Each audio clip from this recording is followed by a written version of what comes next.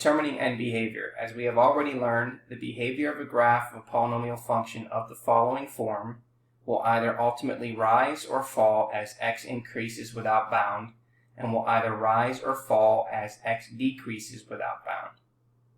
This is because for very large inputs, say 100 or 1000, the leading term dominates the size of the output. The same is true for very small inputs, say -100 or -1000. Recall that we call this behavior the end behavior of a function.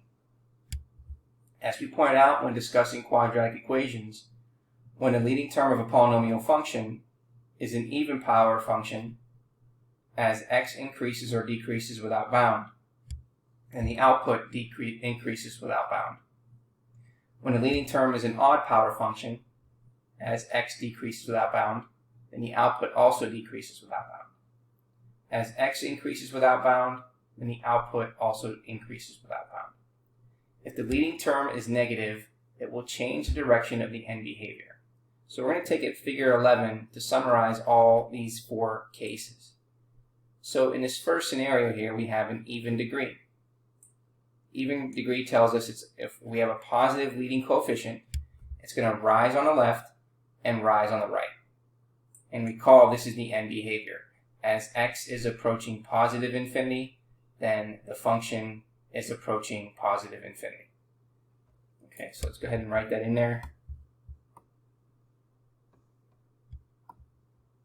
So as x is approaching positive infinity, then the function here is approaching positive infinity.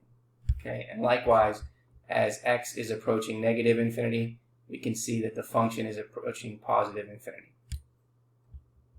Okay, now if it's an even degree and we have a negative leading coefficient, well, that means it's going to fall on the left and fall on the right. And again, as x is approaching positive infinity, then the function is going towards negative infinity. And over here, as x is approaching negative infinity, the function is approaching negative infinity. Okay, so those are the two cases for an even degree, meaning whether it's 2, 4, 6, 8, and so on. Now for the odd degree over here, we have a positive leading coefficient.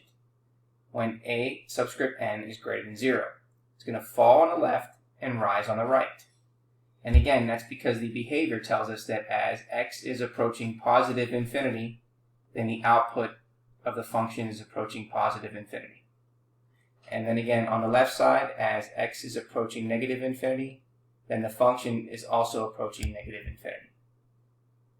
And if we take a look at, again, an odd degree that has a negative leading coefficient, it's going to rise on the left and fall on the right. So again, as x is approaching positive infinity, we can see that the function is approaching negative infinity. And over here, we can see that as x is approaching negative infinity, it's approaching positive infinity on the left. So again, to summarize this, we have to make sure we know the difference between an even and odd degree, whether it's a positive or a negative leading coefficient. So these are all things that we want to take into account as we move forward into this section.